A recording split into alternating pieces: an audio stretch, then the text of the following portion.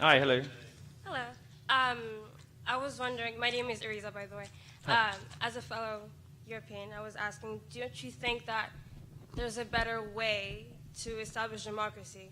Like, do you really think that America is the best democracy that we've ever had? In the history of human civilization, yes. But something like, I don't know, like Scandinavian countries maybe, don't you think that they have better type of democracy than we do? Yeah, people sometimes say this, and I think that I mean, Norway, for instance, doesn't really have an economy because there's such abundant natural resources.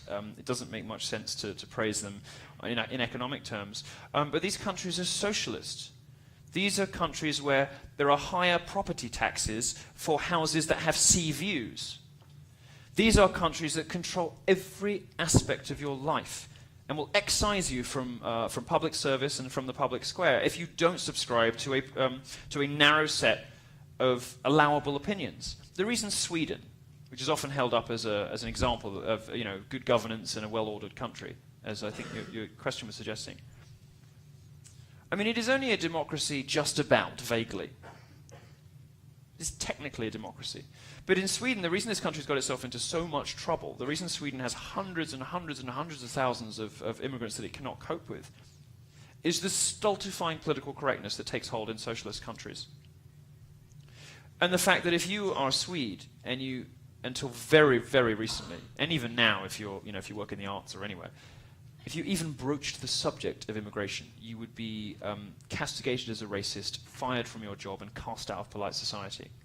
It's difficult for me, hearing people praise these supposedly wonderful Scandinavian nations, to look out on them and to look at the narrow range of acceptable opinions when you compare it to somewhere like America, and praise them in any way whatsoever. So I have to tell you no. I can't think of a better example than America of a country that is still, by and large, pretty free. Scandinavia is in a real mess, and it's in a real mess precisely because it has not.